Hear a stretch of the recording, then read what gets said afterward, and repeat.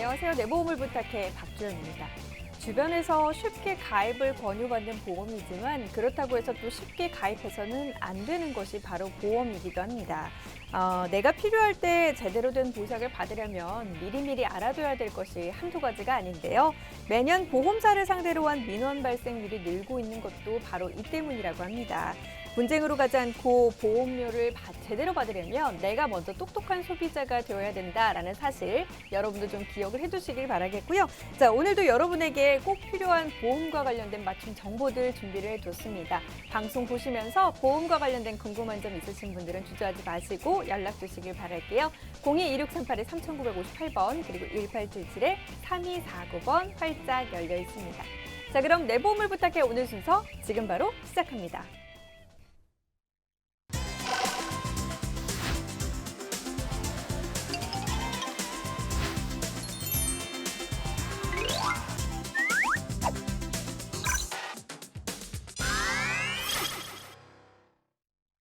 네, 생방송으로 전해드립니다. 내 보험을 부탁해. 오늘 함께하실 전문가 두 분 바로 인사 나눠보도록 할게요. 전재욱, 이준영 전문가 자리해 주셨습니다. 두 분 어서 오세요. 안녕하세요. 네, 한 분씩 인사 부탁드릴게요. 네, 새해 복 많이 받으세요. 전재욱 전문가입니다.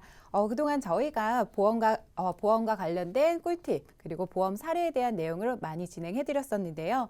오늘은 이러한 내용들을 총 정리하는 시간을 좀 가져볼까 합니다. 오늘 이 시간 보험 가입하는 이유와 그리고 보험 가입하는 방법 그리고 가입한 보험으로 보상받는 방법까지 손쉽게 풀어드릴 테니 놓치지 마시고 시청해 주시기 바라겠습니다. 안녕하세요. 이준영 전문가입니다. 설 연휴 기간 동안 기름진 음식 많이 드셨을 텐데요. 오늘 이하로 기름진 음식 싹 날려버릴 수 있는 이야기들로 준비해놨습니다.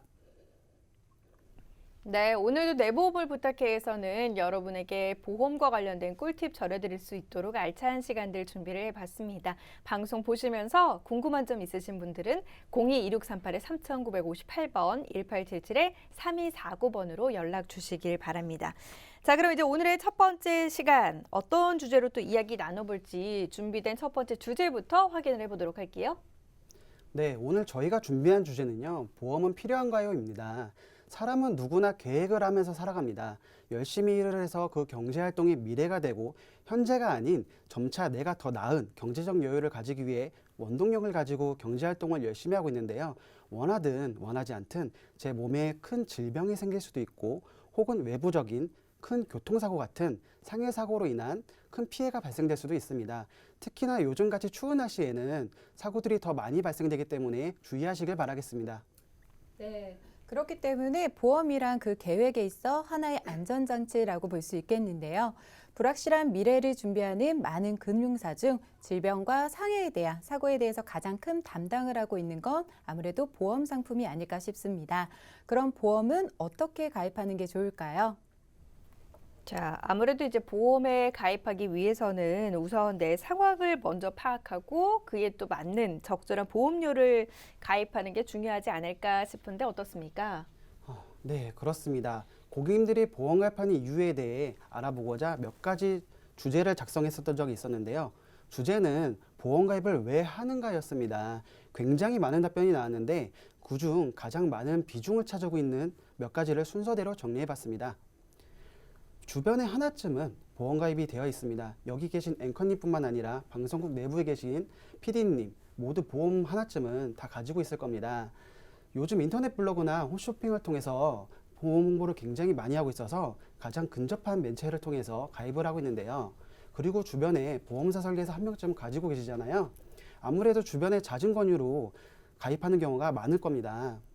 네. 그리고 병원비 낸 돈을 돌려받기 위해 가입을 하거나 혹시나 하는 미래를 대비하기 위해서도 있고 주변에 큰 질병이나 상해로 인한 치료 비용이 부담이 되는 것을 보고 가입하는 경우도 있었습니다. 마지막으로 고객님들이 가장 많이 보험에 가입하는 이유 중 하나가 아플 때 가족에게 부담을 주지 않기 위해서와 남에게 피해를 주지 않기 위해서가 가장 많았습니다. 자, 보험에 가입하는 이유는 아무래도 이제 저마다 다르겠지만 아무래도 이제 내 가족이나 다른 누군가에게 이제 피해를 주지 않기 위해서 가입하는 경우가 많다라는 답변이 조금 더 많았고 좀 이런 답변이 뭔가 모르게 좀 씁쓸하게 느껴지는 건 사실인 것 같습니다. 자, 그렇다면 보험은 꼭 필요한 걸까요? 이에 대한 답변은 어떻습니까? 네, 사람마다 다릅니다. 부자들은 돈을 지키고 증식시키기 위해서 보험 가입을 하는 경우가 많은데요. 사실 돈이 많다면 실손보험 하나 없이도 본인 돈으로 모든 걸 다 해결해야 된다고 하시는 분들도 많으실 텐데요. 그렇지만 대부분의 사람들은 자산을 증식시키기보단 아플 때 보장을 받기 위해 불투명한 노후에 대한 연금을 준비하기도 합니다. 예상치 못한 문제가 발생했을 때 준비 자금으로 활용하기도 하는데요.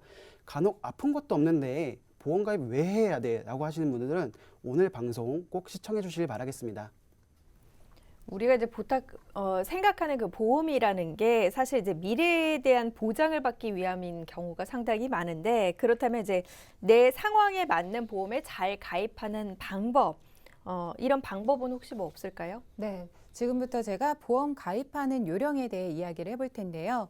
내가 보험을 꼭 가입해야겠다라고 생각을 하신다면 자신의 소득이나 그리고 집안 병력, 그리고 현재 직업 이 세 가지를 주의 깊게 생각해 보셔야 될 텐데요. 그리고 제일 좋은 상품은 바로 유지할 수 있는 상품입니다. 그럼 그 유지할 수 있는 보험을 만들기 위해 어떻게 해야 되는지 이해할 필요가 있습니다. 보험 가입하는 그 요령 가운데 가장 중요한 게 이제 소득, 그리고 집안 병력, 그리고 이제 직업이라고 합니다. 먼저 소득 같은 경우는 아무래도 이제 뭐 보험료와 좀 연관이 있는 거겠죠? 네, 맞습니다. 첫 번째로 고려해야 할 것이 바로 소득인데요. 큰 목돈이 필요한 상황이 발생되면 대부분의 사람들은 적금을 하거나 매달 발생되는 고정지출은 보험을 해지하게 되는데요. 그렇다면 보험을 준비하는 의미가 당연히 없어집니다. 소득 대비 알맞게 유지가 돼야 질병이나 사고로 인한 문제가 발생되었을 때 내가 가입한 보험의 혜택을 보장받을 수가 있습니다. 네. 또한 가족 구성원 중에 소득이 가장 큰 사람부터 보험 가입하는 것이 중요합니다. 가족 구성원이 똑같은 질병이나 상해를 당했을 경우 가정 경제에 큰 영향을 미치는 사람이 우선적인 가입 대상이 되겠고요. 그래서 평범한 형태의 가정이라면 남편과 아내, 자녀 순으로 가입하는 것이 바람직합니다. 자, 갑작스럽게 목돈이 필요하거나 아니면 이제 요즘같이 위험 상황이 발생하게 될 경우 뭐 수입이 적어지게 되면 아무래도 이제 가계 부담을 좀 줄이기 위해서 보험을 해지하는 것이 이제 가장 먼저가 되는 것 같은데, 가족 구성원의 경제권을 가장 좀 많이 갖고 있는 순으로 보험을 가입하는 것이 좋겠다, 이렇게 좀 생각하면 될 것 같습니다. 그럼 두 번째 이제 집안 병력과 관련된 사항도 한번 살펴볼까요? 네, 대부분 큰 질병 같은 경우는 유전적 요인이 있기 때문에 병력을 조금 더 살펴보고 더 필요한 부분을 집중하여 가입하면 되겠습니다. 대표적으로 만성질환인 고혈압, 당뇨, 그리고 피부질환이나 탈모 등이 있겠고요. 특히나 암이나 혈관질환 같은 중증에 해당하는 병력이 있을 경우엔 반드시 그 특약을 강화해야 할 것입니다. 자, 가족력은 이제 무시할 수 없는 그런 부분이니만큼 보험 가입 시 다시 한번 꼭 체크해 보시길 바라겠습니다. 자, 마지막으로 이제 현재 직업을 고려해야 된다라고 이야기를 해주셨는데, 직업의 위험도에 따라서 이제 보험료가 달라질 수도 있기 때문이겠죠? 네, 대부분 상해로 인한 위험률이 크다 보니 직업 급수에 따라 위험도가 있는 분류로 보험료가 산정이 되기도 하는데요. 여기서 제가 말하고자 하는 부분은 질병과 상해에 노출이 될 수도 있다라는 말씀을 좀 드리려고 하는 부분입니다. 예시로 암 발병률을 종합적으로 확인하였을 때 암 발병률이 높은 업종은 대부분 화학 물질을 일상적으로 다루고 있었습니다. 각종 제조업이나 정비 수리업, 그리고 미용업, 의료기관 종사자들이 해당이 되는데요. 그런데 의외의 업종도 있었습니다. 바로 양식업과 과일 채소 가공 등이 있었는데요. 작업 과정에서 유해물질에 노출이 되느냐에 따라 질병이 발생될 확률이 좀 높을 수 있다는 겁니다. 자, 소득, 그리고 집안 병력, 직업, 이 세 가지 확인 사항 같은 경우는 이제 보험을 가입함에 있어서 누구나 다 포함되는 그런 사항입니다. 특히 이제 질병에 노출되기 쉬운 그런 직업군에서 일하는 분들이라면 평소 건강 관리를 하는 것뿐만 아니라 내가 좀 이런 사항들을 잘 보장이 되게끔 보험에 가입되어 있는지 확인하는 게 필요하거든요. 그래서 이번 기회에 내 보험이 좀 제대로 가입된 게 맞는지 확인해 보시길 바라겠고요. 그런 관련 사항들이 궁금하시다면 아래 하단에 연락처 나가고 있습니다. 02-2638-3958번, 1877-3249번으로 연락 주시길 바랍니다. 자, 그리고 이제 이번에는 보험에 가입하는 올바른 방법에 대해서 좀 전해주신다고요? 네, 우리가 보통 보험에 가입하면 생명보험, 손해보험 이 두 가지 회사에 가입을 하게 되는데요. 자, 그럼 쉽게 이해할 수 있게 설명을 하나 들어보겠습니다. 앵커님, 달걀과 계란의 차이가 뭘까요? 달걀과 계란 그냥 같은 거 아니에요? 같은 걸 다른 말로 표현한 거 아닌가요? 네, 맞습니다. 차이가 없습니다. 달걀과 계란은 바로 손해보험과 화재보험을 비교한 것인데요. 이 두 가지 보험은 명칭만 다를 뿐 동일한 성질을 갖고 있습니다. 그런데 생명보험과 손해보험 이 두 가지 회사는 차이가 있습니다. 예를 들어 삼성생명이 있고요. 삼성화재가 있습니다. 같은 삼성 계열이면 삼성보험이라고 판매를 하면 될 텐데 굳이 왜 둘로 나눠 놓은 걸까요? 이 말은 즉 하는 일이 다르다는 건데요. 하는 일이 다르다는 건 보장 범위가 다르다는 겁니다. 네, 또한 가입시키려는 설계사가 어느 회사에 속해 있느냐에 따라 내가 생명보험사 또는 손해보험사로 가입을 하게 되는 건데요. 생명보험은 사람에 대한 보장을 하는 보험이라 인보험이라고 부르기도 합니다. 그리고 손해보험은 재물에 대한 물질적인 손해가 발생이 됐을 때 이를 보장해주는 보험인데요. 손해보험에서도 사람에 대한 인보장을 또 보장을 해주기 시작을 합니다. 그게 바로 실손의료보험과 종합보험이라고 생각하시면 될 것 같습니다. 네. 사람에 대한 보장을 해주는 인보험, 그리고 이제 재물에 대한 실제 손해가 발생했을 때 이를 보장해주는 손해보험. 이렇게 이제 이야기를 들으니까 뭐 생명보험, 손해보험 이 좀 의미들이 명확하게 구분이 되는 것 같아요. 네, 그렇습니다. 생명보험은 크게 네 가지 특징을 갖고 있는데요. 인보험은 사람을 보장해주는 보험이다 보니 주기약인 사망을 보장해주고요. 그리고 진단, 수술, 입원에 대한 보장을 해주고 있습니다. 그리고 손해보험은 재물에 대한 부분을 보장해주고 있습니다. 흔히 알고 있는 자동차 보험, 주택화재보험, 해상보험, 레저 등을 보장해주는 보험이라고 생각하시면 되겠습니다. 네. 손해보험에서 보장하는 항목들이 상당히 많습니다. 이 모든 것들을 우리가 파악하려면 뭐 하루는 꼬박 세워야 되지 않을까 싶은데요. 자, 그럼 이제 여기서 우리 시청자분들이 꼭 알아야 될 항목만 좀 꼬집어서 이야기를 해보도록 할게요. 네, 그럼 이 보험사에 대해서 특징을 좀 하나씩 이야기해 볼 텐데요.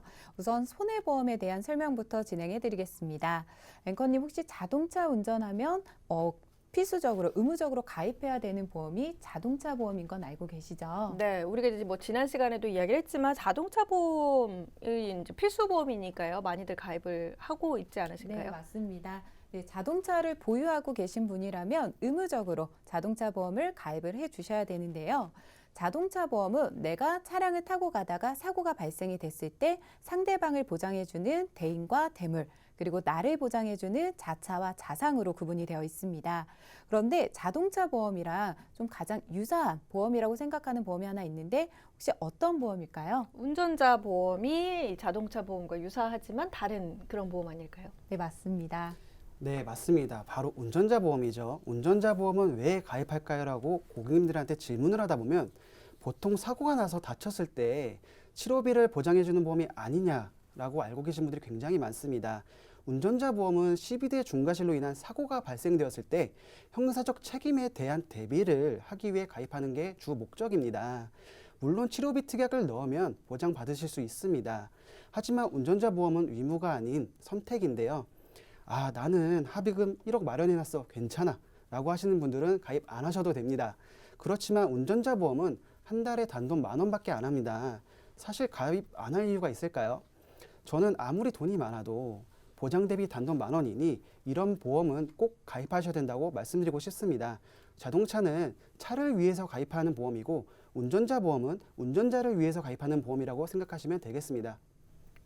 자, 선택이긴 하지만 요즘 뭐 민식이법도 그렇고 운전자 보험에 대한 관심이 높아지게 되면서 자동차를 운전한다라고 한다면 자동차 보험 못지않게도 많이들 가입해야 된다. 이런 운전자 보험이 꼭 필요하다. 이렇게들 좀 인식을 하고 있으시더라고요. 네, 맞습니다. 근래에는 의무가 아닌 선택이 아닌 의무가 될 정도로 많이들 가입을 하고 계시는데요. 그렇다면 운전자 보험은 왜 사람마다 가격이 다르게 표현이 되고 있을지 그걸 한번 이제 확인을 해볼 텐데요.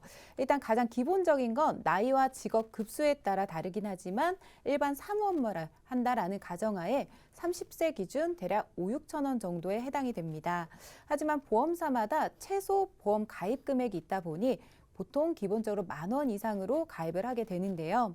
근데 똑같은 보장이 되는 이 운전자 보험을 누구는 10,000원에 또는 누구는 30,000원, 그리고 제 고객님 중에 최대 50만 원에 가입을 한 고객님도 계셨는데요. 이유인즉 이 운전자 보험 속에 불필요한 특약을 넣거나 또는 적립금을 넣어서 보험료는 천차만별 차이가 발생될 수밖에 없는 겁니다. 근데 사실 특약 같은 경우는 있으면 있을수록 뭐 도움이 되는 거 아닌가요? 네, 여기서 꼭 짚고 넘어가야 되는 분들이 불필요한 특약이라고 말씀드렸는데 가끔 고객님들 증권을 보면 막 수십 개의 특약이 많다 보니 나는 많이 보장이 돼 있다라고 생각하시는 분들이 많으세요. 예를 들어 특정 여가도 중상해, 자전거 탑승 중상해, 아파트 단지 내 사고 시 등은 말 그대로 특정이라는 말이 약간의 명시에 내용에 반드시 성립되어야만 보험금 지급이 가능하기 때문에 애매한 특약은 넣지 않는 것이 좋습니다. 확률상 이런 특약들이 꼭 필요할까요? 네, 이런 특약들도 상황이 생기면 받을 수 있겠지만 꼭 필수적으로 필요한 게 아니기 때문에 저는 이런 거에 돈 내기 아깝다고 생각이 들고요. 한마디로 말이 길면 받기 어렵다고 생각하시면 됩니다. 운전자 보험은 운전 중에 꼭 필요한 특약만 가입하시면 되겠습니다. 네, 보험사에는 매달 사업비라는 게 발생이 됩니다. 그래서 적립금도 사업비가 계속 차감이 되고 있는 형태인데요. 적립금을 넣게 되면 만기 시에 환급된다라고들 생각하시는 분들이 굉장히 많습니다. 그런데 만기 시 환급되는 돈은 낸 돈 100%가 아니다라는 게 함정인 것입니다. 사업비라는 부분 때문에 이제 내가 낸 돈이 계속 차감되고 있다라는 그런 이야기인데 만기 시 내가 낸 돈을 100% 돌려받지 못할 이 환급금이 꼭 필요한 요소인지 다시 한번 좀 이 점을 체크해 보는 게 좋을 것 같네요. 네, 맞습니다. 하나 더 기억할 점은 만기는 납입 기간이 끝난 시점이 아닌 보장이 끝나는 시점이라는 건데요. 적립금 넣으실 돈은 차라리 연금과 저축보험을 찾아 가입을 하시면 되겠고요. 운전자 보험은 꼭 필요한 특약인 벌금, 그리고 합의금, 그리고 변호사 선임비용, 그 외의 경우 뭐 상해 특약이나 또는 자동차 부상 치료비 이런 특약들로 구성해서 보장을 받으시면 되겠습니다. 자, 보장성 보험은 저축이 아닌 만큼 정말 필요한 항목에 대해서 알맞은 구성이 좀 필요하다 이런 점 염두를 해두시길 바라겠고요. 운전자 보험은 이제 벌금, 뭐 변호사 선임 비용, 교통사고 처리 지원금 그 외에도 뭐 후유장애나 자동차 부상 치료비 이렇게 좀 적절하게 구성해서 저렴한 보험으로 유지하는 게 좋다라고 이야기를 해주셨습니다. 여러분도 좀 이런 식으로 잘 구성이 되어 있으신가요? 이번 기회에 확인을 한번 해보시길 바라겠고요. 이야기를 들어도 무슨 말인지 잘 모르겠다 하시는 분들은 전문가들의 도움 한번 얻어가 보시길 바랍니다. 02-2638-3958번, 1877-3249번 활짝 열려 있습니다. 자, 그렇다면 이번에는 인보험에 대한 이야기도 좀 나눠보도록 할게요. 네, 우리나라 사람이라면 누구나 다 가입이 되어 있고 혜택을 받을 수 있는 국민건강보험 시청자분들은 대부분 알고 계실 겁니다. 나라에서 국민건강보험은 위로비에 대한 지원을 해주고 있습니다. 그런데 위로비로 인한 지출이 너무나도 발생이 많다 보니까 국민들을 위해 한 가지 보험이 더 나오게 됩니다. 그게 바로 실손의료보험입니다. 자동차 보험과 운전자 보험으로 비교한다면 건강보험은 의무이고 실손보험은 선택입니다. 자, 그럼 이 실손보험에 대해서 어떻게 정확히 보장을 받을 수 있는지 한번 알아보겠습니다. 네, 우리나라 사람들 중 3,800만 명이 가입하고 있다라는 실손의료보험. 정확히 어떤 부분들을 좀 보장받을 수 있는 걸까요? 네, 실손의료보험은 정확히 질병과 상해에 대한 부분을 보장을 해주고 있는데요. 우리가 아프거나 다쳤을 때 병원에 가게 되면 통원 치료를 하거나 또는 입원 치료를 하게 되는데요. 이때 발생되는 의료비를 다시 돌려받을 수 있는 게 실손보험입니다. 실손의료보험은 안타깝게도 생명보험사에 가입했을 때와 손해보험사에 가입했을 때 보장해주는 범위가 좀 다른데요. 입원 의료비 5천만 원의 보장은 동일하지만 생명보험은 통원 한도가 20만 원, 그리고 손해보험은 통원 한도가 25만 원으로 구성이 되어 있습니다. 그렇기 때문에 가급적 실손보험은 손해보험 쪽으로 가입하시는 게 조금 더 유리합니다. 네. 대학병원에 가서 우리가 이제 이런저런 검사 받다 보면 기본 20만 원은 넘게 나오잖아요. 그렇기 때문에 실손보험 같은 경우는 손해보험 쪽으로 가져가는 것이 유리하다 이렇게 생각하면 되겠네요. 네, 맞습니다. 또한 실손보험의 보장 내역과 가입 금액, 갱신주기 등을 가입 시기에 따라 상이하니 이 점은 유의하시길 바라겠습니다. 자, 그렇다면 우리가 꼭 보험에 가입해야 되는 근본적인 이유에 대해서 알아볼 건데요. 바로 3대 질병입니다. 진단비 구성은 생명보험사와 손해보험사의 보장 범위가 다르니 이 점은 꼭 유의하시길 바라겠습니다. 자, 내 보험을 부탁해를 통해서도 저희가 이제 여러 차례 좀 이야기를 해드렸던 바 있는데 아팠을 때 단순히 치료비 보장을 받기 위한 그런 부분만은 아니거든요. 그래서 생활비나 간병비로 좀 충당을 해야 되기 때문에 이런 부분들 우리가 염두를 해둬야 되는 거고요. 그렇기 때문에 좀 어느 보험사에 어느 특약을 가입하느냐에 따라서 보장의 차이도 상당히 큰 것 같아요. 네, 그렇습니다. 그렇기 때문에 진단비의 구성 정확히 알고 가입을 하셔야 되는데요. 우리가 제일 첫 번째 사망 원인 1위이기도 한 우리나라 3대 질병 중 발생률이 가장 높은 암에 대한 이야기를 먼저 해보겠습니다. 암의 진단을 받을 때 병원에 가서 바로 암입니다라고 진단을 받지는 않습니다. 보통 전문 병원에 가서 진료를 받고 그리고 검사를 합니다. 그리고 암의 진단을 받게 되죠. 앵커님, 혹시 암의 진단을 받다 치료를 한다라면 전문 병원에서 치료받고 싶으시겠죠? 네, 아무래도 이제 그 암과 관련된 잘 치료하는 명의가 있는 그런 병원, 그런 큰 병원에서 좀 치료를 받지 않을까요? 네, 보통 대학병원을 찾게 되는데요. 우리나라에서도 그래도 암을 잘 치료한다는 병원은 하루 입원 일당과 수술 비용이 어마어마합니다.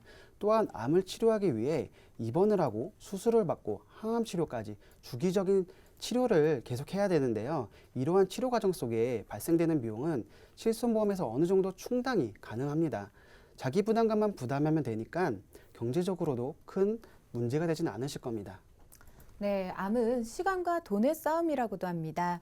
암을 치료하기 위한 시간, 그리고 암을 치료하기 위한 비용, 그리고 경제생활비도 만들어 놔야 되겠는데요.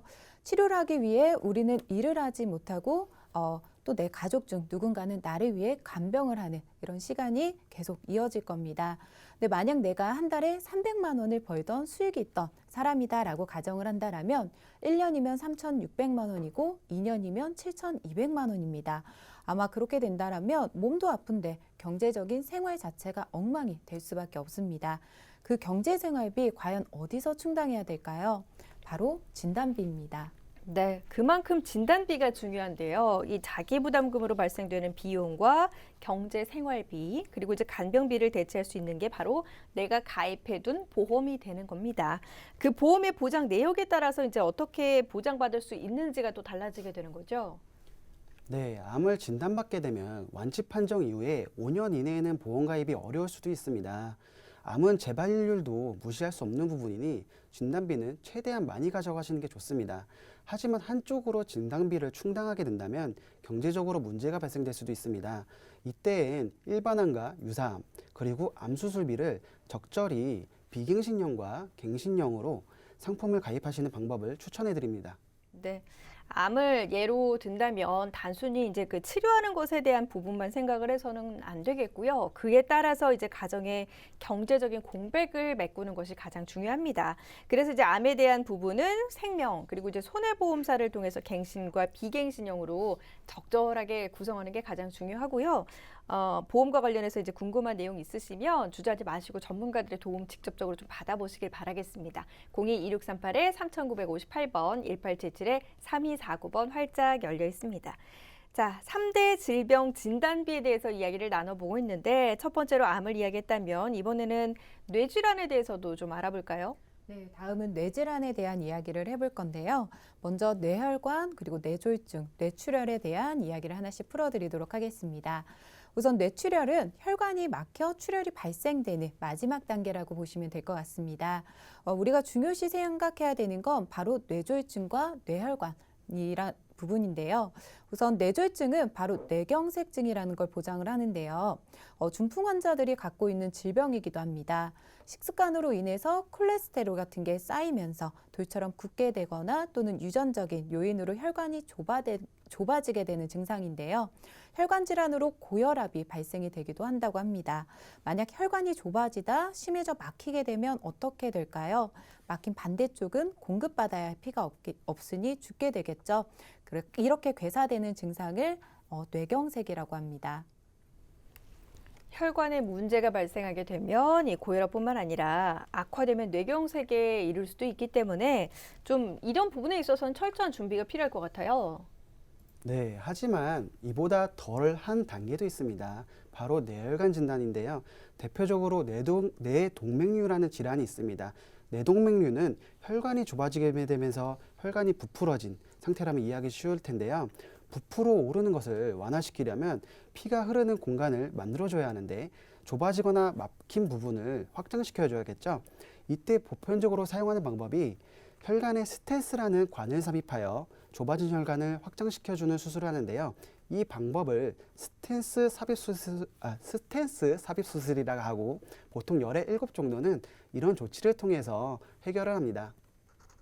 자, 뇌혈관에 대한 중요성 익히 들어서 알고 있지만 사실 좀 풀어서 이야기를 하니까 무섭게 다가오는 것은 사실인 것 같습니다. 자, 그렇다면 이제 이런 상황을 대비하기 위해서 어떻게 좀 준비를 하면 좋을까요? 네, 뇌혈관 진단비는 최초 1회 지급이지만 수술비는 매 반복 지급되고 있습니다. 물론 보험사마다 차이는 있을 수 있으니 참고해 주시고요. 진단비는 의사가 너 이거야 라고 하면 받기 때문에 상대적으로 쉽게 받을 수 있어 좋은 담보이긴 하지만 그만큼 비싸다는 단점이 있습니다. 근데 수술비는 의사가 너 이거야? 그러니 수술을 하자라고 해야 받을 수 있는 담보입니다. 그러다 보니 진단비보다는 훨씬 더 저렴한 부분이 있으니 보장 범위가 좀 더 넓은 뇌혈관 진단비와 그리고 뇌졸중 진단비 그리고 뇌혈관 수술비 특약까지 함께 준비해 주시는 것이 좋겠습니다. 뇌혈관 진단비 외에도 뇌졸중 진단비 그리고 이제 필수적으로 뇌혈관 수술비에 대한 보장을 꼭 준비해야 된다라는 거 다시 한번 강조드리고 싶고요. 자, 그렇다면 이제 심장 질환 같은 경우는 어떻습니까? 네, 심장혈관 질환에는 2가지 담보로 나누어지는데요. 급성 심근경색증과 허혈성 심장 질환입니다. 피의 흐름이 원활하지 않아 발생되는 질환인데요. 심장의 동맥은 마치 왕관 모양이라고 해서 관상동맥이라고도 합니다. 이러한 관상동맥은 심장의 영양분과 산소를 공급해 심장의 생명을 유지하는 혈관인데요. 혈관이 좁아지거나 막히게 되면 심장에 혈액 공급이 충분하지 않게 되어 협심증이나 심근경색증을 유발하게 됩니다. 급성 심근경색증은 골든타임을 놓치면 생명이 위태로해질 수도 있습니다. 그러다 보니 치명적이고 진단 확률이 낮은 병력이므로 심장질환 중 10%도 채 안 되는 질병입니다. 심근경색 같은 경우는 이제 골드타임을 놓치게 되면 아무래도 사망에 이르기 때문에 그 전 단계인 허혈성 심장질환에 대한 좀 폭넓은 준비가 필요하지 않을까 싶어요. 네, 심근경색 전 단계인 협심증은 방치하면 위험해지기 때문에 발견 즉시 재빨리 치료하는 것이 중요한데요. 치료 방법으로는 약물 치료나 그리고 수술 방법이 공존하고 있습니다. 근데 보험에는 약물 치료에 대한 담보가 없기 때문에 수술 담보를 통해서 구성을 해야 되고 허혈성 진단비와 급성 심근경색 진단비 그리고 심혈관 수술비 특약으로 구성을 해서 가입하는 것이 좋습니다. 네. 심장에 통증이 느껴진다면 미리미리 병원에 방문을 해서 치료 받으시는 것이 가장 중요하겠고요. 그 전에 앞서서 미리미리 또 심장 질환에 대한 대비를 해두셔야 된다라는 것도 염두에 두시면 좋을 것 같습니다. 건강할 때 준비하는 보험 궁금한 점이 있으시다면 아래 하단에 나가고 있는 연락처로 지금 바로 연락 주시길 바랍니다.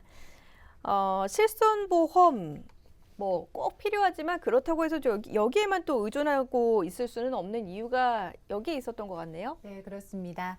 우리 몸에서 발생되는 수많은 질병과 사고에 대한 대비 실손 의료보험만 대책을 세우지 마시고 진단비와 수술비 특약들도 구성을 잘 맞춰서 가입을 하시는 것이 중요합니다. 내게 맞는 보험이냐 아니냐라는 일반적인 선택을 하기엔 굉장히 어렵습니다. 이 말을 들으면 이 말이 맞는 것 같고 또 저 말을 들으면 또 저 말이 맞는 것 같고 그렇기 때문에 전문가와 상담을 결정하시는 것이 현명하지 않을까 싶습니다.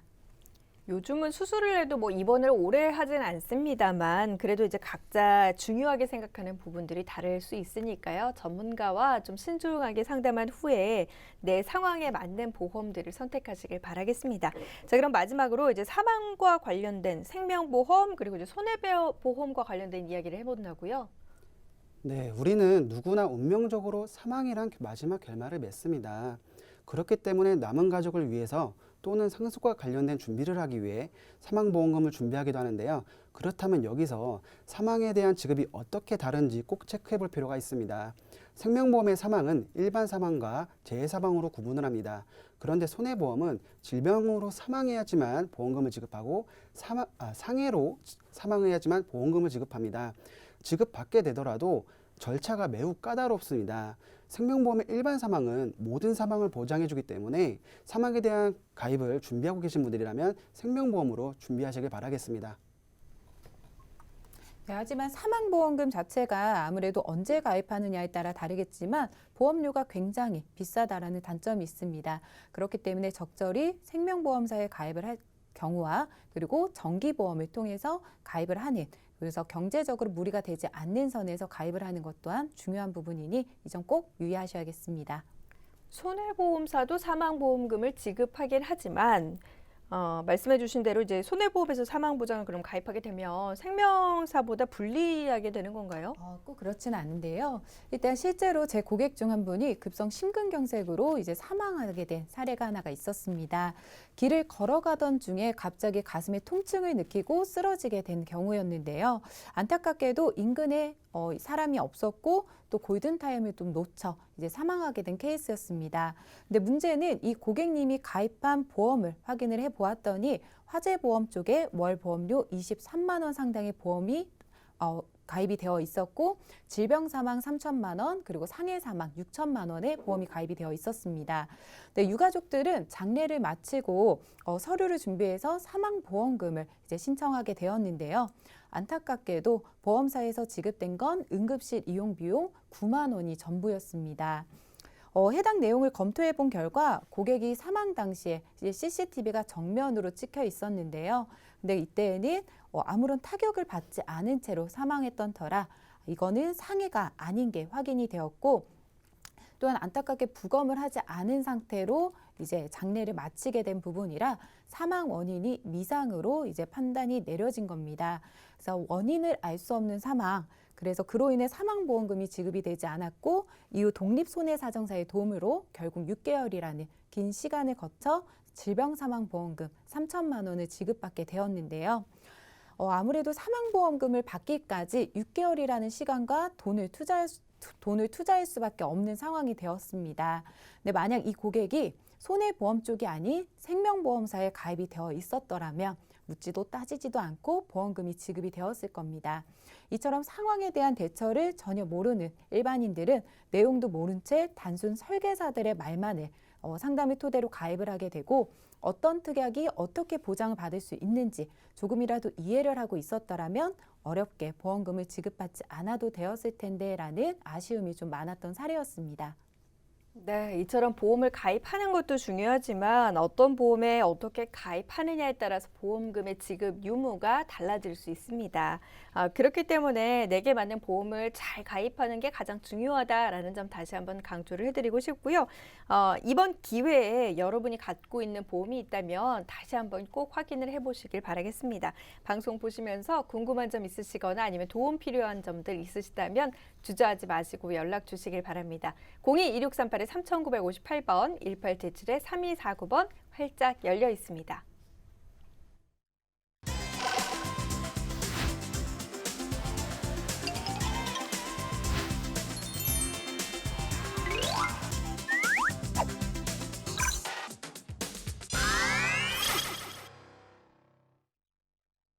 자, 이어서 오늘의 두 번째 주제 확인을 해보도록 하겠습니다. 두 번째 주제 바로 소개해 주시죠. 네, 오늘의 두 번째 주제는 보험사의 두 얼굴인데요. 가입 시에는 다 해줄 것 같이 이야기했지만 막상 청구하면 이렇다 저렇다 핑계를 만들어서 보험금 지급을 거절하는 경우가 좀 있었는데요. 작은 금액이야 속상해도 넘어갈 수 있지만 암이나 뇌졸중, 심근경색증과 같은 큰 진단비를 못 받으면 정말 크게 배신당한 상심을 받으실 겁니다. 그래서 준비해봤습니다. 자, 가입할 때는 설계사로부터 보장이 다 된다 이렇게 이야기를 듣잖아요. 근데 이제 진단 시 청구하면 다 받을 수 있다 혹은 잘 가입되어 있다라고 이야기를 들었던 분들 이번에 꼭 집중하셔서 이야기를 들어보셔야 될 것 같습니다. 무슨 고민이 있으셔서 저희에게 연락을 주셨는지 그럼 사연 확인해 보도록 하겠습니다. 안녕하세요. 저는 현재 57세 여성 자영업자입니다. 평소 눈이 점점 흐릿해지는 증상으로 개인 병원을 방문해 안과 진료를 받았는데요. 병원에서는 혈관 쪽에 이상이 있는 것 같으니 대학병원으로 가서 정밀 검사를 받으라는 소견을 받았습니다. 사실 평소 잦은 편두통이 있었지만 바쁘기도 하고 별로 대수롭지 않게 생각해서 병원 가기를 미루다가 정밀 검사를 받고 뇌졸중이라는 진단을 받았습니다. 그 후 저는 당연히 가입되어 있는 보험사에 보험금을 청구했는데 지급 거절을 당했습니다. 10년 넘게 가입한 보험이었는데 처음에는 너무 황당해서 말도 안 나오더라고요. 가입할 땐 다 보장된다는 식으로 이야기해놓고 막상 보험금을 청구하니 이런저런 핑계를 대는 모습에 너무 화가 납니다. 이런 보험 가입하고 유지할 필요가 있을까요? 뇌졸중이라는 진단만으로도 일단 황당하셨을 텐데 지금 10년 넘게 가입한 보험에서 진단비조차 지급받지 못하는 그런 악화일로의 상황에 놓여 있는 분입니다. 보통 이제 그 보험 특약에 뇌졸중이라고 들어 있으면 당연히 지급받을 수 있는 거 아닌가요? 네, 문의 주신 사례자님은 생명보험, 손해보험에 총 40만 원 정도의 보험을 가입 중이셨습니다. 뇌졸중 진단을 받은 후 진단비를 청구하게 되는데요. 4개의 보험사에서 뇌졸중 진단비 총 6천만 원에 가입되어 있었으나 1천만 원만 지급받게 됩니다. 시 보험사를 제외한 나머지 3개의 보험사에서 지급을 거절한 것인데요. 화면에 보이시는 건 고객님이 발급받은 진단서입니다. 진단서를 보면 분명 뇌경색이라고 되어 있습니다. 보험금을 청구하니 4개의 보험사에서 하나같이 손해사정사가 환자분 집으로 방문을 하게 됩니다. 이 말은 즉 청구를 한다고 해서 바로 보험금이 지급되지 않는다라는 건데요. 내용은 이러합니다. 보험금 청구를 하고 며칠 뒤 손해사정사가 집에 방문하여 MRI 촬영지 판독지를 달라고 하는데요. 그리고 보험사 측 제3위로기관을 방문하여 위로자문을 하겠다고 한 것인데요. 이에 동의하지 않을 경우 보험금 진행 자체가 어렵다는 이야기를 듣고 고객님은 순간 겁을 먹고 진행을 하게 됩니다. 그리고 며칠 뒤에 손해사정사가 고객님 집으로 재방문을 하게 됩니다. 그리고는 이런 말을 하는데요. MRI 판독지상 급성 뇌경색증으로 볼 수가 없으며 단지 오래된 뇌경색의 흔적만 확인되므로 위로자문 시행 결과 이는 상세불명의 뇌혈관 진단으로 분류번호 I6.79로 보는 것이 타당하다라고 진단서의 코드를 바꿔버린 것인데요. 또 다른 회사의 손사는 보험가입 이후에 뇌와 관련된 자료를 제출할 경우 보험금 지급을 하겠다고 한 건데요. 이 말은 가입 후에 진단시까지 뇌와 관련된 MRI 촬영을 한 적이 있냐 이걸 물어보는 건데요. 이번에 진단받은 MRI 촬영까지 아닌 그 이전의 자료를 증빙하라는 겁니다. 바로 만성이냐 급성이냐라는 이야기입니다. 이 말은 즉 가입 전에 뇌졸중이 있었던 거 아니에요 라고 물어보는 건데요. 만성일 경우 보험금을 지급하지 않겠다. 급성인 경우 지급하겠다라는 겁니다. 사실 누가 보험 가입을 하고 걸릴지 안 걸릴지 모를 뇌졸중에 진단 전에 아무 이유 없이 뇌졸중에 대한 촬영을 해놨을까요? 참으로 어처구니 없는 얘기일 수밖에 없습니다. 고객님 입장에서는 뇌졸중이면 뇌졸중이지 가입 당시엔 다 해줄 것처럼 설명해놓고 이제 와서 만성이냐 급성이냐에 따라 보험금을 지급하겠다고 하니 얼마나 어이가 없으셨을까요? 네, 이야기를 들어보면 고객의 입장이 정말 황당할 것 같습니다. 근데 사실 이해가 좀 안 되는 게 보통 이제 보험을 가입을 해놓고 뇌졸중 진단비가 그 보험 안에 이제 포함이 되어 있다면 보통은 뇌졸중 진단을 받았으니까 이제 진단비를 주세요라면서 지금 청구를 하는 건데 왜 지금 손해사정사까지 나와서 뭐 이게 아니다 이런 좀 증명 자료를 내놓아라라고 하는지 이해가 좀 안 되거든요. 네. 네, 저도 참 이해하기가 힘든데요. 열심히 일해서 꼬박꼬박 보험료 납입하고 막상 아파서 보상받아야 될 때 보험사가 주치의의 진단서를 바꿔버리고 제3의료기관을 통해 전문경과 코드를 바꿔버린 것인데요. 신경화적 결손이 없다느니 급성이 아닌 만성이라 보험금을 지급하지 않겠다라는 건데요. 이 고객님은 진단금도 못 받아 쉬지도 못하고 지속적인 안과 진료와 평생 동안 뇌졸중 약 복용을 하셔야 되는 상황인데요. 여기서 저는 질문을 하나 드리고 싶습니다. 담당 손해사장님, 혹시 손사님 가족분이셔도 이렇게까지 좀 하실 수 있으셨을까요? 그렇죠. 그렇게 질문을 드리면 또 그분 입장에서는 또 가족한테는 그렇게 하지 않았을 것 같거든요. 그럼 지금 진단비 1,000만 원을 지급한 회사에서는 어떻게 보장을 받을 수 있는 건가요?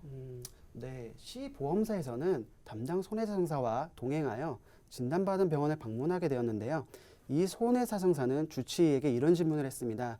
신경학적 결손이 있습니까? 라는 질문을 하고 담당 주치의는 신경학적 결손이 있든 없든 뇌졸중은 뇌졸중이다 라고 말씀을 해주셨다는데요. 그러니 더 이상 변명할 기회조차 없었기 때문에 진단비를 지급할 수밖에 없었습니다. 그렇다면 이제 다른 보험사의 이 손해사정사도 주치의를 방문해서 의견을 받으면 되는 거 아닌가라는 생각이 드는데요. 네, 맞습니다. 그렇지만 안타깝게도 주치의는 제3자와의 만남이 어려울 뿐더러 이런 여러 번의 만남은 진행할 수가 없는 부분이 있습니다. 사실 요즘 이런 제3 위로자문을 악용해서 지급 거절하는 보험사가 많습니다. 그렇다 보니 이런 문제가 발생될 때 고객님들은 독립손해상사에게 의뢰하여 도움을 요청하거나 금융감독원에 민원을 제기합니다. 그러면 오랜 싸움을 하게 되는데요. 매달 어렵게 보험료 내고 지급 거절까지 받고 추후에 나중에 보험금을 받는다고 하더라도 독립손해상사에게 높은 수수료까지도 주게 되는데요. 이게 사실 무슨 상황일까요? 이렇게까지 보험금 받기 힘들어도 되는 걸까요? 근래 손해사정사라는 직업이 인기 직업 중에 하나로 준비를 많이 하고 있는데요. 사실 손해사정사가 많다는 건 분쟁 또한 많다라는 겁니다. 앞서 말했듯이 지인들의 권유나 설계사들이 다 된다는 말, 인터넷이나 광고 등을 보고 가입하신 분들이라면 당장이라도 점검을 받으셔야 합니다. 자, 보험금을 둘러싸고 보험사와의 논쟁은 늘 있기 마련입니다만 그렇다고 해서 또 손을 놓고 있을 수만은 없잖아요. 우리가 그럼 보험 가입 전에 좀 주의해야 할 점들이 있다면 미리 알아두는 것도 좋을 것 같아요. 어떤 점들이 있을까요? 네, 주의할 점 몇 가지 먼저 안내해 드리도록 하겠습니다. 가입 전 알릴 의무라고 아마 다들 알고 계실 겁니다. 직업이나 병력에 대한 관련 고지 의무 당연히 중요합니다. 그리고 또한 앞서 말씀드렸던 가입 시에 어떻게 설계가 되어 있는지 그리고 특약과 보험료 알맞게 구성이 되어 있는지 꼭 체크해 보셔야 될 필요가 있겠고요. 보험사의 지급 여력률도 꼭 확인을 해보셔야 될 것 같습니다. 즉 자본이 얼마나 있냐라는 부분 꼭 참고하셔야겠는데요. 이는 보험사의 부지급률에도 영향을 줄 수도 있습니다. 그래서 부지급이라는 건 말 그대로 보험금을 청구했으나 지급하지 않는 경우라고 보시면 될 것 같습니다. 근데 이러한 부분 자체가 아무래도 일반인들 입장에서는 알 수 없는 부분이 좀 있다 보니 아무래도 담당 설계사를 통해서 정확히 내용 고지를 받고 그리고 주의하시고 가입하셔야 될 것 같습니다. 네. 주변에서 이제 쉽게 가입을 권유받는 보험이기 때문에 그냥 사인만 하면 되겠지라고 생각하실 수도 있지만요. 사실 우리가 이제 몇십 년을 놓고 보면 정말 큰 돈을 대는 게 보험입니다. 지급과 관련해서도 어려운 부분이 있을 수 있기 때문에 단순히 가볍게 생각하고 가입하면 안 된다는 사실 여러분도 꼭 이번 사례를 통해서 좀 기억을 하시길 바라겠고요. 자, 그럼 이번에는 이제 이준영 전문가님이 보험사의 구조에 대해서 좀 이야기를 해주신다고요. 네, 마지막으로 보험사 구조에 대해 조금 알 필요가 있습니다. 보험사는 영리단체입니다. 영리단체란 이익을 추구하는 단체이죠. 나라에서 국민을 위해 설계된 회사가 아니라 이익을 위해 만들어진 회사입니다. 그렇다면 보험사 안에는 어떤 식으로 구조가 되었는지 간단하게 설명드리겠습니다. 보험사는 고객님들이 월마다 내시는 보험료를 받아서 보험사를 운영하고 수익을 내서 사고나 질병에 걸리시는 분들에게 보험금을 지급하는 방식인데요. 여기서 고객님들에게 받은 돈은 수입이고 고객님들에게 보험금을 주는 것은 지출입니다. 그럼 보험금을 받아서 여러 가지 사업과 운영비에 쓰겠지만 그중 계리부가 있습니다. 계리부에는 계리사가 있는데요. 계리사는 보험 상품을 만드는 사람들입니다. 계리부에서 고객님들을 위해서 좋은 상품만 만들면 좋겠지만 계리사들은 보험사 소속이기 때문에 아무래도 눈치가 많이 보일 겁니다. 그래서 그렇다고 해서 손해가 가는 상품을 많이 만들어낸다면 고객님들도 요즘에 공부를 많이 하시기 때문에 좋은 상품을 만들기도 하는데요. 물론 한두 개 정도뿐이 10개 중에 한두 개 정도라고 생각하시면 좋을 것 같습니다. 자, 이제 상품이 만들어지면 각 회사의 지점이나 교육부에 내려서 교육 담당자나 해당 지점장들이 상품을 교육시키겠죠. 그리고 영업사원들은 그 교육을 받고 지인들이나 SNS를 통해서 상품을 판매하게 되는데요. 자, 여기서 교육자들의 급여는 어디서 받을까요? 보시면 회사에서 받죠. 그러다 보니까 전문적인 지식을 교육시키는 게 아니라 좋은 상품이든 안 좋은 상품이든 일단 우리 회사 상품은 최고다라고 강조를 하는 세일즈 판매 교육이 가장 많이 진행이 되고 있습니다. 영업사원은 월 마감 실적을 해야 되는 영업사원입니다. 진급에도 역량이 가다 보니 급하게 판매를 하게 되죠. 왜? 그 달에 정해진 기본 실적을 채워야 되는 회사의 압박이 있을 거고요. 그 다음에 실적을 넣어야 그 달에 나오는 시책에 나오는 인센티브가 있습니다. 그러다 보니 급하게 세일즈를 강화해서 영업을 강제적으로 할 수밖에 없습니다. 자, 여기서 설계사분들에게 가입을 하고 이제 청구를 하게 되겠죠. 청구를 하게 되면 보상가 분들이 있는데요. 막상 청구를 했더니 여러 가지 사유를 말하면서 지급을 하지 않거나 감액을 시키는 경우가 있는데요. 2천만 원 받아야 하는데 1,000만 원을 지급하거나 못 받는 경우가 생기는데 왜 굳이 감액을 시키고 지급 거절을 할까요? 보상가 직원은 어디 소속이죠? 네, 보험회사에서 월급을 받는 보험사 소속이고 보험금을 고객님들에게 많이 지급을 하게 된다면 보험사 입장에서는 큰 지출이니 아무래도 압박을 주겠죠. 감액을 시키거나 부지급을 시켰을 경우 누가 이득을 많이 볼까요? 당연히 회사의 이익이 많이 됩니다. 그러니 최대한 주지 않으려고 노력을 많이 할 겁니다. 사실 민원이 많다 보니 작은 금액인 2만 원, 3만 원, 10만 원까지야 그냥 문제없이 줄 수 있어요. 다만 진단비 같이 보험금이 큰 2천만 원, 3천만 원 같은 경우는 보상가 직원이 함부로 줄 수 있을까요? 막 주면 혼날 수도 있습니다.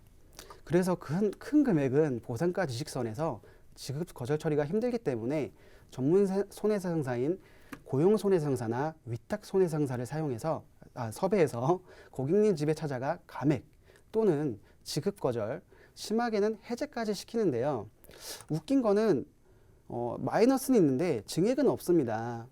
이 고용된 손해상사 또한 보험사에서 지급이 거절되면 인센티브까지 발생이 되는데요. 보험사 입장에서는 보험을 가지고 고객님들이 보험 사기나 나쁘게 악용하는 고객들이 많기 때문에 손해배상사를 쓴다고 하지만 이게 공정하게 돌아가야 하는데 이 부분 또한 반대로 보험사에서 악용으로 사용하고 있어서 이슈가 많이 되고 있습니다. 계리부, 영업부, 설계사, 보상가, 고용손사, 가입 직후에 고객님을 제외한 나머지 이분들은 전부 월급을 어디서 받고 있습니까? 보험사에서 받고 있다는 겁니다. 더 쉽게 이길 수 있을까요? 더 웃긴 건 이 전부 고객님들 보험료로 월급을 주고 있다는 건데요. 이렇다 보니 고객님들은 청구를 하면 굉장히 불리한 상황만 존재하죠. 고객님들이 가입 시엔 고객님들은 제 2의 가족입니다라고 다소 황당한 광고를 많이 하는데요.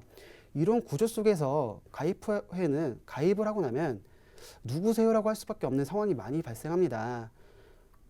고객님의 보험료는 수입이고 고객님의 보험금은 지출이기 때문에 보험사에서 쉽게 주지 않을 겁니다. 이게 참 살아가면서 보험은 절대적으로 없어서는 안 됩니다. 반드시 있어야 하는데요. 이러한 구조들 때문에 고객님들에게 피해가 많이 갑니다. 보험이라는 것은 20만 원으로 기준했을 때 평균적으로 20년 납을 가입한다면 20년 동안 할부를 끊는 거잖아요. 총 4,800만 원입니다. 고급 외제차 한 대 살 때만 해도 많은 고민을 하실 텐데요. 이런 고가의 상품을 이런 고가의 상품도 짧은 상담으로 가입 안 하실 텐데 외제차 한 대를 사는 것도 수많은 고민을 하시는데 보험을 너무 쉽게 가입해서 참으로 안타깝습니다. 보험은 전문가와 심층 상담으로 따져보고 가입하시길 바라겠습니다. 네, 이렇게 보험사의 구조를 통해서 우리가 왜 이런 문제들을 겪게 되는지를 한번 좀 알려드렸으니까 여러분도 잘 생각해 보시고 보험과 관련해서 좀 내가 제대로 가입을 해봐야 되겠다 하시는 분들은 아래 하단에 나가고 있는 연락처로 연락 주시길 바랍니다. 저희 방송 끝난 이후에도 상담 전화를 계속해서 열어두도록 할게요. 오늘 저희 많은 정보 제공 도와드렸는데 오늘 이 프로그램은 시청자 여러분들께 보다 다양한 정보를 제공하기 위해 제작된 것으로 모든 투자 판단에 대한 책임은 투자자 본인에게 있다는 점 유의해 주시길 바랍니다. 저희는 다음 이 시간 인사드리겠습니다. 함께해 주신 여러분 고맙습니다.